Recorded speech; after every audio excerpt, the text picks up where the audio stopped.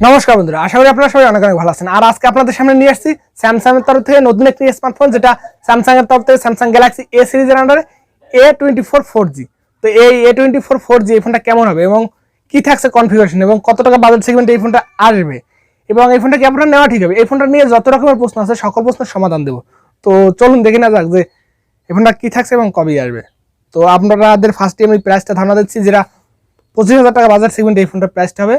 তো 25,000 টাকা বাজেট সেগমেন্টে কিন্তু বাজেট কিলার বা এই বাজেটের শ্রেষ্ঠ ফোন আপনাদের বলবো আমি, এই বাজেটের শ্রেষ্ঠ ফোন হতে পারে আপনাদের জন্য। তো অবশ্যই ভিডিওটা স্কিপ না করে সম্পূর্ণ দেখবেন। আর এই ফোনটা 25,000 টাকা বাজেট সেগমেন্টে এর প্রাইসটা হবে G99 প্রসেসরের সাথে। তো অবশ্যই আপনারা বুঝতে পারছেন যে এই ফোনটা কেমন হবে। তো চলুন দেখে নেওয়া যাক যে এই ফোনটাতে কী কী থাকে। তার আগে একটাই আপনাদের কাছে রিকোয়েস্ট, যেটা সাবস্ক্রাইব করে দিয়ে পাশে থাকবেন এবং আপনাদের এই ভিডিওতে একটা লাইকও দেবেন। তো চলুন দেখে নেওয়া যাক। এর বডি ফ্রেমে থাকছে আপনার 8.3 মিলিমিটার থিকনেস, এছাড়াও আপনার ওয়েট থাকছে 195 গ্রাম এবং কর্নিং গরিলা গ্লাসের প্রোটেকশন থাকছে এবং ফ্রন্টে আপনার প্লাস্টিক ব্যাগ এবং প্লাস্টিক ফ্রেম। তো বেশ ভালো মানের কনফিগারেশন থাকছে এবং ডুয়েল সিম কার্ডের স্লট থাকছে এখানে। এছাড়া এর ডিসপ্লেতে থাকছে সুপার AMOLED টাচ স্ক্রিন, যেটা 16mm কালার্সের একটি ডিসপ্লে, যেটা সাইজ হচ্ছে 6.5 ইঞ্চি একটি ডিসপ্লে, যেটা আপনার 82.4%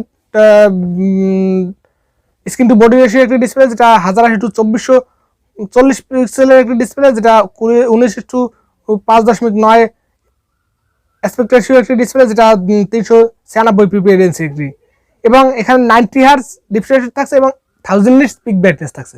তো ডিসপ্লে কিন্তু এই বাজেটে আপনাদের বলবো সুপার AMOLED ডিসপ্লে, তো বেশ ভালো মানের ডিসপ্লে থাকছে, কারণ এখানে 1000 নিটস পিক ব্রাইটনেস থাকছে, 90 হার্জের ডিসপ্লে উইথ সুপার AMOLED। তো সেরা ডিসপ্লে এই বাজেটে 25,000 টাকা বাজেট সেগমেন্টের সেরা ডিসপ্লে আমি আপনাদের বলবো।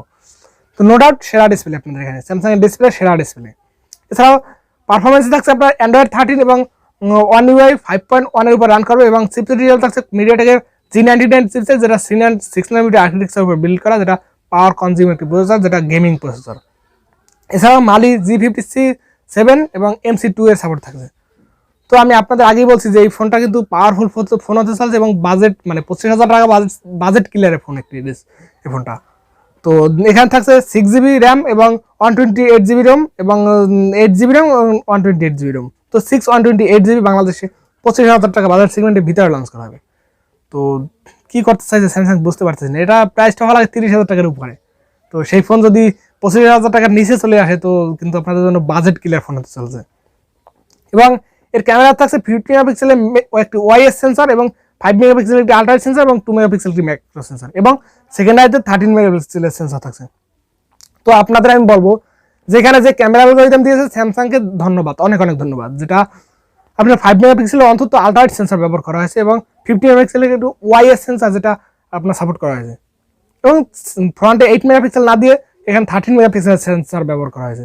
তো বেশ ভালো মানে কিন্তু ক্যামেরা সেন্সর থাকছে, এখানে ক্যামেরা অ্যালগরিদম যথেষ্ট ভালো মানের। ক্যামেরা নিয়ে আমি কোনো ধরনের কোনো কমপ্লেন করবো না, ক্যামেরা বেশ ভালো মানের বাজেট সেগমেন্টে।